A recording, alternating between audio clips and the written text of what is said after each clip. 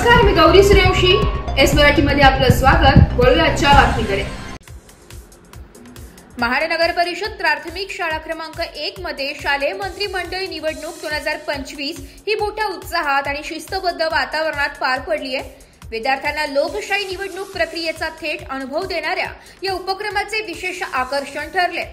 या निवडणुकीसाठी विशेष अतिथी म्हणून महाड नगर परिषदेचे मुख्य अधिकारी श्री धनंजय कोळेकर, नायब तहसीलदार श्री CR पाटील, शाळेचे मुख्याध्यापक श्री भरत जाधव तसेच शाळा क्रमांक 2 च्या मुख्याध्यापिका सौ मिनिता हाटे मॅडम उपस्थित होते. निवडणूक प्रक्रियेत एकूण 78% मतदान झाले. निवडणूक निर्णय अधिकारी म्हणून श्री भरत जाधव सर यांनी सर्व कामकाज अत्यंत कुशलतेने पाहिले.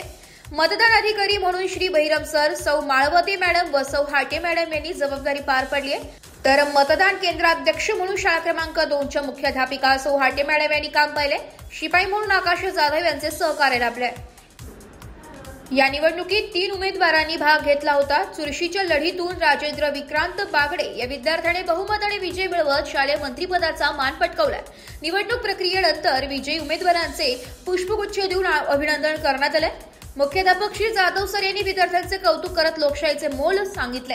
उपस्थित मान्यवरांनी निवडणूक प्रक्रियेतील पारदर्शकता आणि शिस्तीचे कौतुक केले.